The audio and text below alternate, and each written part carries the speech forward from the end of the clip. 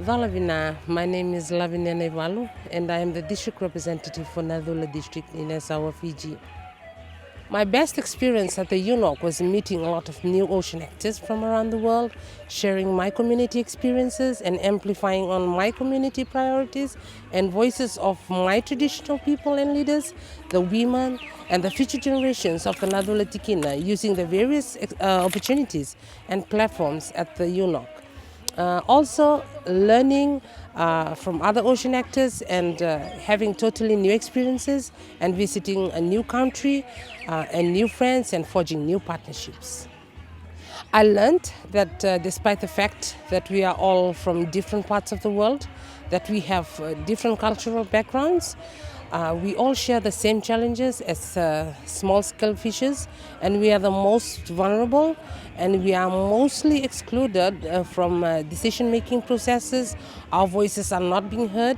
We face multiple social, economic, and environmental challenges, and all these challenges are made worse by the impacts of climate change and COVID-19 pandemic.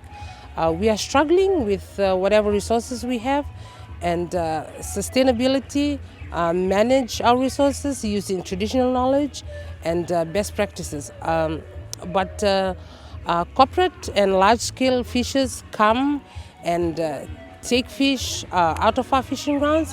They benefit with lots of profits, and we are not getting even a fair share. They use modern technology and to fish and catch a lot more with an unsustainable way. And we, the owners of the marine resources, lose out. At the UNOC, I met small-scale fishers from all over the world, mainly from Africa and Latin America. So one thing we had in common was our fishing methods. We have that quite the same. And the difference, which was quite interesting, was their traditional fishing gears. We have our own traditional fishing gears, like woven baskets to carry when we go out fishing, when they have other fishing gears that fits their own location and their own tradition as well. The thing I've learned from my fellow small-scale fishers from around the world, the lady from Seychelles have always shared with me how their preservation method of fishes, and what was very interesting method that I would like to apply in my community was the way they were preserving fish back in Seychelles. So the one thing is common with them is they sun out fishes, and that is their main preservation method. Firstly, it's not costly because the sun is nature, and another thing is the nutrient content. That is something which is more what makes a bonus to the preservation method, and that is something I would wish to apply to my community as well.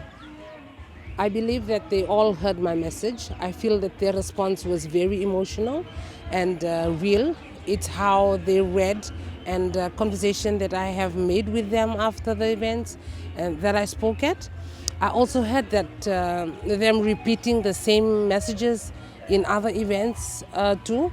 So now I would like to see if these messages will be translated into real actions that will create positive impacts. Our NGO partners are already moving on supporting us and implement some of the key messages that I had advocated at the UNOC. And this has been very helpful indeed. We would like to see that our government, agencies and other development partners supporting us through better collaborations and partnerships.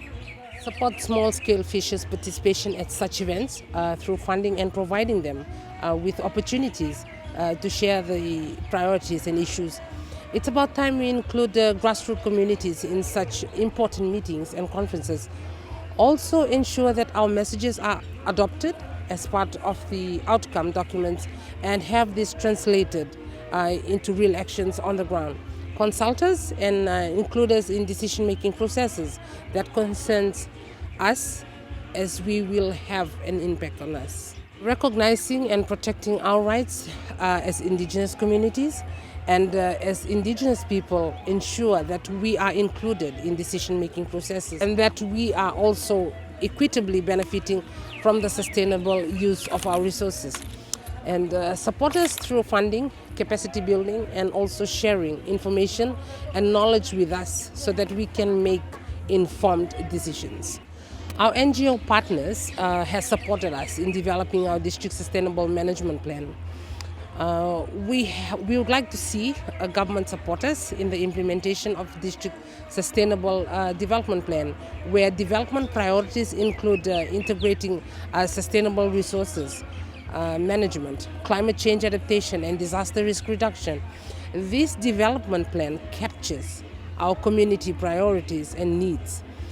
We had long consultation with all our villages and people, and everyone contributed to it. It's a model that needs to be replicated in other parts of Fiji as well.